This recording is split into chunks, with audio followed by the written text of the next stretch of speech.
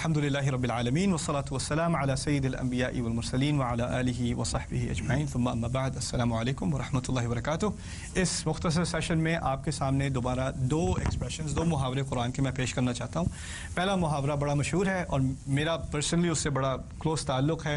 वो एक दुआ है मूसा अलैहिस्सलाम की, वहलुल उक़दतम मिन लिसानी यफ़क़हू क़ौली। वहलुल उक़दतम मिन लिसानी, मेरी ज़बान में जो गिरा है उसको खोल दे, मेरी ज़बान की गिरा खोल दे। हल्ला उक़दत लिसानी ही अरबी में कहते हैं ज़बान की गिरा खोलने को। अब ज़बान की गिरा का क्या मकसद है? इसका एक लफ्ज़ी तर्जुमा है वो भी सही है, और इसका एक मुहावरतन तर्जुमा है वो भी सही है। लफ्ज़ी तर्जुमा यह है कि मूसा अलैहिस्सलाम की ज़बान में एक तरह से मुश्किल थी, उनको स्टटर था। स्टटर को क्या कहते हैं? लुकना। लुकना, वाकई लुकना। चलो नया लफ्ज़ भी सीख लिया आज मैंने। अच्छा, तो लुकना था उनकी ज़बान में। तो जब जिसकी ज़बान में लुकना हो वो फिर ये दुआ करे कि मेरी ज़बान से जो लुकना है जब मुझे तकरीर करनी पड़े तो ये हटा दे। ओके, उन्होंने जाके तकरीर करनी थी फ़िरौन के सामने, और फ़िरौन बहुत एक्सपर्ट पॉलिटिशियन है, उसने बड़ी ज़बरदस्त तकरीर करनी है, आगे से उनको स्टम्प करने की कोशिश करनी है। और कोई आम आदमी भी जिसका लुकना ना भी हो, जिसमें कोई स्टटर प्रॉब्लम ना भी हो, वो भी किसी पॉलिटिशियन के सामने खड़ा हो तो वो भी लड़खड़ा जाए। तो उनको ये दुआ करने की ज़रूरत थी, वहलुल उक़दतम मिन लिसानी। लेकिन इसमें असल में एक तस्वीर है, एक अरबी की बड़ी मशहूर किताब है सैयद कुतुब की लिखी हुई, अत-तस्वीरुल फ़न्नी फ़िल क़ुरआनिल करीम। कुरान में कई दफ़ा कुछ मुहावरे ऐसे हैं जो एक तस्वीर की शक्ल में है, यानी आपको किसी चीज़ का तसव्वुर करना पड़ता है ताकि आपको सही अंदाज़ा हो बात क्या कही जा रही है। इसमें मुहावरा ये है कि गिरा जो होती है ना, जैसे आपके सामने कोई तस्मा है या कोई रस्सी है, उसकी गिरा है और बहुत सारी गिरें एक के ऊपर दूसरी बनी हुई हैं।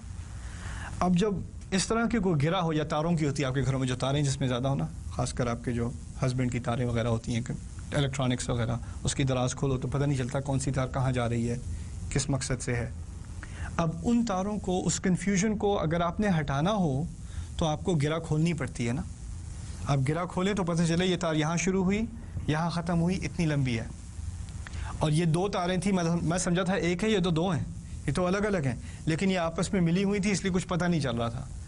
तो गिरा खोलने का मकसद है क्लैरिटी, को बात क्लियर हो जाए, सामने कन्फ्यूजन दूर हो जाए, उसका ताल्लुक़ है गिरा खोलने से। अब मज़े की बात यह है कि जब इंसान नर्वस होता है, जब नर्वस होता है, आपने कि पब्लिक में स्पीच करनी है, कोई तकरीर करनी है, मेरा इस बारे में थोड़ा बहुत तजुर्बा है। जब मुझे पहली दफ़ा तकरीर करने को कहा गया था, मेरा कोई बैकग्राउंड नहीं था, ना मेरी कोई इंटरेस्ट थी पब्लिक स्पीकिंग में, और मुझे डॉक्टर अब्दुल समी ने कहा भाई तुम्हारा खुतबा है कल। मैंने कहा अच्छा, बड़े मज़े की बात है, खुतबा है कल, आईने के सामने खुतबा है?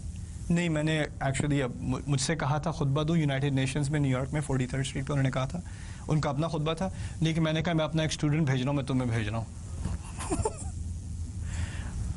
अब मेरी शक्ल से पूरा रंग उतर गया। डॉक्टर साहब मैंने कभी खुतबा नहीं दिया, मैं दूँ क्या खुतबा? कहते हैं फिक्र ना करो, बस ये दुआ पढ़ लेना, मामला हल हो जाएगा। वहलुल उक़दतम मिन लिसानी। मैं अपने सामने 6-7 पेज के नोट लेके गया कि ये तकरीर करूँगा। खुतबे के सामने मैं खड़ा हुआ, लोगों के सामने, लोगों की शक्ल देख के कागज़ ऐसे ऐसे हिल रहा था मेरे हाथ में, और फिर कुछ पढ़ा भी नहीं जा रहा, क्योंकि कागज़ इतना हिल रहा है, जब हिल रहा हो तो कागज़ हिल रहा तो पढ़ा नहीं जाता। तो अब मुझे नहीं पता, मुझे नहीं याद मैंने क्या कहा उस दौरान। मुझे बस इतना पता है कि जब नमाज़ ख़त्म हुई तो लोग आके मुझे ताज़ियत के लिए, कोई बात नहीं, कोई बात नहीं, नेक्स्ट टाइम इंशाल्लाह। राइट। लेकिन बात यह है कि अगर आपके जहन में बात क्लियर है, आपके जहन में मैंने ये 5 बातें करनी है, ABCDE, मैंने ये बातें करनी है। जब आप नर्वस हो जाएं तो क्या होता है, वो सब मिक्सअप हो जाता है। जो बात A से शुरू करनी थी आपने Z से शुरू कर दी, D से शुरू कर दी, फिर याद नहीं रहा A क्या था, फिर इधर से उधर से इधर से उधर। और फिर कुछ लोगों का ये होता है कि वो उनमें कॉन्फिडेंस तो है, नर्वस नहीं होते, लेकिन एक दफ़ा माइक पकड़ लेना तो वो यहाँ की बात, फिर वहाँ की बात, फिर वहाँ की बात, को बात में ना सर ना पैर। लोग घंटे की बात सुन के अगर लोगों से पूछो क्या बात की थी, यार पता नहीं, बात तो पता नहीं क्या की थी, बातें बहुत सारी की थी लेकिन पता नहीं की क्या थी, ये नहीं अंदाज़ा। ये भी होता है ना। तो दुआ का मकसद ये है कि मैं जब बात करूँ तो उसका शुरू क्लियर हो, उसका दरमियानी हिस्सा क्लियर हो, उसकी इंतहा, उसकी आखिर क्लियर हो, यानी सबको पता चल जाए मैं क्या कह रहा हूँ और किस मकसद से कह रहा हूँ। बात में एक तसलसल हो, उसमें एक तरतीब हो, वो लॉजिकल हो, समझ में आने वाली हो। वहलुल उक़दतम मिन लिसानी। और असल मकसद क्या है कि ज़बान की गिरा खुले, उसका असल मकसद क्या है? यफ़क़हू क़ौली, कि उन लोगों को मेरी बात समझ में आए। ان لوگوں کو میری بات سمجھ میں آئے. اس میں ایک بہت بڑا فلسفہ ہے دین کا اس ایک آیت میں, کمیونیکیشن کے بارے میں. میں کیونکہ سائیکالوجی کا اسٹوڈنٹ ہوں, میری ایک خاص دلچسپی تھی کمیونیکیشن سائیکالوجی میں اور سوشل سائیکالوجی میں. کمیونیکیشن سائیکالوجی میں ہم پڑھتے ہیں لائک ٹیچنگ سائیکالوجی کہ کچھ پروفیسر ہوتے ہیں جن کا علم تو بہت ہے, پی ایچ ڈی ہے, ریسرچ ہے, بہت وقت انہوں نے لائبریریز میں گزارا ہے, لیبورٹریز میں گزارا ہے, علم کی کوئی کمی نہیں ہے. کمی ہے تو کمیونیکیشن کی ہے. وہ بیچارہ اپنی پی ایچ ڈیز کے ساتھ جب آ کے 20 منٹ کا بھی لیکچر دیتا ہے اپنے اسٹوڈنٹس کو, تو پہلے 5 منٹ میں باقی سب کومے میں ہوتے ہیں, سب پڑے ہوتے ہیں ایسے ہی, کسی کو کچھ سمجھ نہیں آ رہی کیا بات کر رہا ہے, کیونکہ اس کو یہ احساس نہیں ہے کہ اس کے پاس تو یہ علم ہے, لیکن اس کو یہ علم ایسی زبان میں پریزنٹ کرنا ہے کہ جو سننے والا ہے اس کو سمجھ میں آئے, اس کی سمجھ میں آئے. اس کے دماغ میں تو کلیئر ہے, لیکن اس کی زبان اور اسٹوڈنٹ کی زبان میں زمین آسمان کا فرق ہے. یہی فرق ہے عالم کا اور استاد کا, معلم کا. عالم کے پاس علم ہے, معلم کے پاس علم تو ہے, لیکن اس کو پڑھانے کا طریقہ پتہ ہے, کون سے الفاظ استعمال کروں, کون سی ترتیب استعمال کروں, کون سی مثال استعمال کروں تاکہ لوگوں کو بات سمجھ میں آئے. اصل مقصد تقریر کرنا نہیں ہے, امپریس کرنا نہیں ہے, بہت ساری کتابوں کو کوٹ کرنا نہیں ہے. اصل مقصد لوگوں کو سمجھ میں بات آئے, اصل مقصد یہ ہے. اس لیے دعا میں یہاں تک بات نہیں کی کہ میری تقریر صاف ہو, کلیئر ہو اور اس میں کوئی گرا نہ ہو زبان میں. وَاحْلُلْ عُقْدَةً مِّن لِّسَانِي, اس کے آگے جواب و شرط ہے تاکہ یفقہوا قولی, تاکہ ان لوگوں کو میری بات ٹھیک طرح سے سمجھ میں آئے, گہری طرح سے سمجھ میں آئے. اور یہ بھی بڑی خوبصورت بات ہے, یفہموا قولی. یفہموا قولی کے معنی ہوتے ان کو تھوڑی بہت سمجھ میں آ جائے, کم از کم کچھ تو پلے لگ جائے ان کے. لیکن یفقہوا قولی کے معنی ہوئے بہت گہرائی سے ان کو یہ بات سمجھ میں آ جائے, یعنی اس کے میری تقریر کے بعد کوئی کنفیوژن نہ رہے میں کہنا کیا چاہ رہا ہوں. اور اس دعا کی جو اصل تفسیر ہے, کیونکہ یہ دعا سورہ طٰہٰ میں 20ویں صورت میں ہے, اس دعا کی اصل تفسیر سورہ شعراء میں ہے, سورہ نمبر 26. اور کیا زبردست تفسیر ہے. اس سورہ شعراء میں موسیٰ علیہ السلام فرعون کے سامنے پہنچے, اس کے کورٹ کے اندر وہ اپنے تخت پہ بیٹھا ہے, اس کے سارے جنرل اس کے ساتھ جرنیل بیٹھے ہیں, سارے سولجر سارے اس کے سپاہی کھڑے ہیں, اور بیچارے موسیٰ علیہ السلام اکیلے ہارون کے ساتھ سفر کر کے صحرا سے آئے ہوئے, کپڑوں پہ ساری ریت, اور وہ کھڑے ہوئے, انہوں نے اس کے سامنے تقریر کرنی ہے اب. اور وہ جب ایک بات کریں تو فرعون 3 باتوں سے ٹال دے, یہی تقریر ہے. ایک بات کرے, وہ موسیٰ علیہ السلام نے ایک بات کی, ان ارسل معنا بنی اسرائیل انا رسول رب العالمین ان ارسل معنا بنی اسرائیل, ہم اللہ تعالیٰ کے رسول ہیں ہم دونوں, اور آپ بنی اسرائیل کو جن کو آپ نے غلام بنایا ہوا ان کو آپ ہمارے ساتھ چھوڑ دیں, ان کو جانے دیں. اب باتیں 2 کی, ہم رسول ہیں اور بنی اسرائیل کو چھوڑ دو, یہ باتیں کی تھی, صرف 2 باتیں تھیں, اس میں کوئی اور کنفیوژن نہیں ہے. فرعون واپس آ کے جواب کیا کہتا ہے, الم نربک فینا ولیدا, ہم نے تمہیں یہاں پر چھوٹا بچہ دیکھ کر نہیں پالا تھا, تمہیں یہاں نہیں پلایا ہم نے, تم یہاں پہ پڑے بڑے نہیں ہو, ایسے یہ تمیز ہے بات کرنے کی تمہاری. الم نربک فینا ولیدا ولبثت فینا من عمرک سنین, کتنے سال تم نے ہمارے ساتھ گزارے ہیں, شرم کا مقام ہے. اس کو ڈانٹنا شروع کر دیا, موسیٰ علیہ السلام کو ڈانٹنا شروع کر دیا. صرف 2 باتیں کی تھیں, ہم اللہ کے رسول ہیں, بنی اسرائیل کو چھوڑ دو. جواب میں ڈانٹ ملنی شروع ہو گئی. وَفَعَلْتَ فَعْلَتَكَ الَّتِي فَعَلْتَ وَأَنْتَ مِنَ الْكَافِرِينَ, تم نے وہ جو کام کیا تھا نا, وہ جو کیا تھا تم نے, پتہ ہے نا تمہیں, اب انکار کر رہے ہو کیا. کام کیا تھا, غلطی سے جس کو مکہ مارا تھا وہ مر گیا تھا. اب دیکھیں یہ تقریر کیسے کی ہے فرعون نے. اچھا تم تو اتنے چھوٹے سے تھے تب سے ہمارے پاس ہو, تم نے تو بڑے سال اس گھر میں گزارے ہیں, تم نے جو کیا وہ کیا بھول گئے, کیا کیا تھا تم نے, یہ آ کے بات کرنے آئے ہو. یہاں آتے, میرے پیر پکڑتے, مجھ سے معافی مانگتے, کہتے غلطی سے مکہ مار دیا تھا, معاف کر دیں, میں اپنا پرانا کمرہ واپس لے لوں کہ نہیں. یہ کیا بات کر رہے ہو. اب موسیٰ علیہ السلام اگر کوئی ایسی تقریر سنے, یعنی کوئی تمیز سے آ کے بات کرے, سیدھی سی بات کرے, اللہ تعالیٰ کا کلام پیش کرنے والے ہیں, اور جواب میں ایسی ڈانٹ مل جائے تو انسان لڑکھڑا نہیں جائے گا. کس بات کا جواب دوں, کیسے دوں, کیا کروں. انہوں نے بھی کیا جواب دیا ہے, قال فعلتها اذن, انہوں نے کہا میں نے یہ کام کیا تو تھا, جو تم کہہ رہے ہو میں نے کیا تھا, میں نے وہ کام کیا تھا. اب فرعون نے بھی ذکر نہیں کیا کہ کیا کام کیا تھا. موسیٰ علیہ السلام نے سوچا اگر وہ میری غلطی اگر وہ ایکسپوز کرنے کو تیار نہیں, میں اپنی غلطی خود کیوں ایکسپوز کروں. انہوں نے کہا میں نے وہ کیا تو تھا.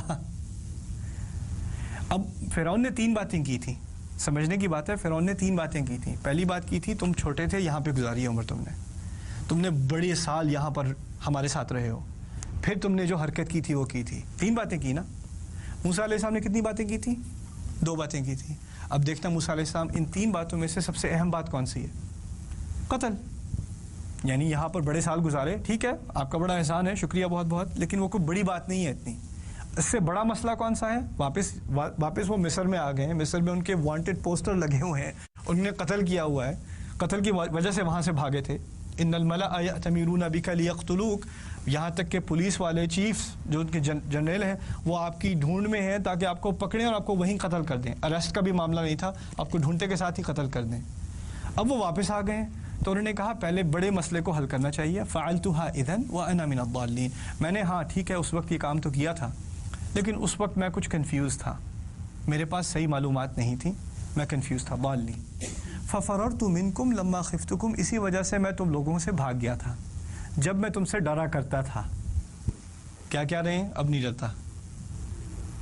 پھر کہتے ہیں فوہب ربی حکما فوہب لی ربی حکما وجعلنی من المرسلین. امیزنگ. پھر کہتے ہیں جب میں بھاگ گیا تھا پھر اللہ تعالیٰ نے مجھے حکم دیا اور مجھے حکمت دی اور مجھے رسولوں میں سے بنا دیا. موسیٰ علیہ السلام کی پہلی بات کیا تھی؟ کہ میں رسول ہوں. اب کہا ٹھیک ہے میں نے وہ حرکت کی تھی اسی لیے میں بھاگا تھا, لیکن پھر مجھے رسول بنا دیا گیا. وہی بات دوبارہ لے آئے. پھر کہتے ہیں وَتِلْكَ نِعْمَةٌ تَمُنُّهَا عَلَيَّ أَنْ عَبَّدْتَ بَنِي اسرائیل. اچھا وہ جو آپ نے مجھ پہ بڑا احسان کیا تھا, کون سا احسان؟ آپ کے گھر میں پلا بڑا ہوں, آپ نے مجھے اپنے گھر میں جگہ دی ہے. کہتے ہیں وَتِلْكَ نِعْمَةٌ تَمُنُّهَا عَلَيَّ, آپ نے جو بڑا احسان مجھ پر کیا تھا, أَنْ عَبَّدْتَ بَنِي اسرائیل. اچھا اس احسان کا مطلب یہ ہے کہ آپ تمام بنی اسرائیل کو غلام بنا دیں. اب دیکھا وہ فرعون کی ڈانٹ میں 3 باتیں تھیں, ان تینوں باتوں کو لے کے واپس گھما کے وہی جو پہلے 2 باتیں کی تھیں, پہلی 2 باتیں کیا تھیں؟ میں رسول ہوں, بنی اسرائیل کو چھوڑ دو. وہی باتیں دوبارہ لے آئے. اسے کہتے ہیں زبان کی گرہ کھولنا. یعنی کوئی آپ کو اپنے مقصد سے اپنے ایجنڈا سے ڈسٹریکٹ نہ کر سکے. آپ کلیئر ہیں آپ نے کیا بات کرنی ہے. آپ کے سامنے کوئی ایسی بات لائے جو آپ کو کمپلیٹلی مکمل طور پہ سبجیکٹ چینج کر دے. فرعون نے پوری طرح سبجیکٹ چینج کر دیا تھا, لیکن آپ اس سے ڈسٹریکٹ نہ ہو, اس کی بات لے کے پھر واپس اپنی بات پر لے آئیں. اسے کہتے ہیں کلیئرٹی. واحلل عقدۃ من لسانی. یعنی اس آیت کی تفصیل آگے کی آیات میں ہے, سورۃ شعراء کی آیات میں, 26ویں سورت کی آیت میں. نجیب how much time do I have left? I got 5? Okay. We can do one more quick one inshallah. اچھا یہ آخری ایکسپریشن انشاءاللہ جو آپ کے سامنے میں رکھنا چاہ رہا ہوں, آخری محاورہ, اس کا تعلق سورہ بقرہ سے ہے. وَأْتُوا الْبُيُوتَ مِنْ أَبْوَابِهَا. اس کا تھوڑا سا بیک گراؤنڈ سمجھ لیں. صحابہ جب مسلمان مدینے میں موو ہوئے تو مدینے میں اور مکے میں بھی جو مسلمان تھے وہ نئے مسلمان ہیں اور پورے شریعت کے احکام ابھی نازل نہیں ہوئے.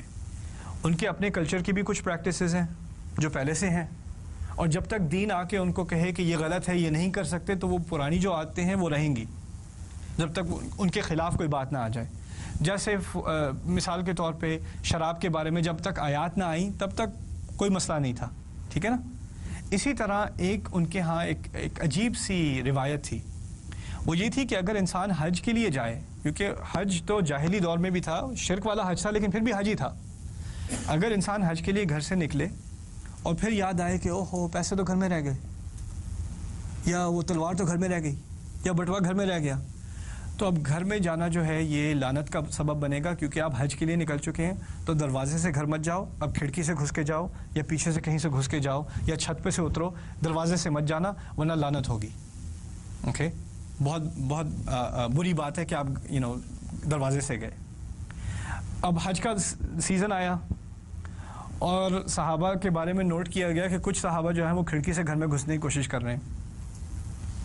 پوچھا گیا کیا کر رہے ہو, کیوں کر رہے ہو یہ؟ تو وہ کہتے ہیں کہ وہ دروازے سے تو نہیں جانا چاہیے, ایک دفعہ حج کی نیت سے آپ گھر سے نکل گئے تو آپ کو دوبارہ دروازے سے نہیں جانا چاہیے, آپ کو کھڑکی سے جانا چاہیے.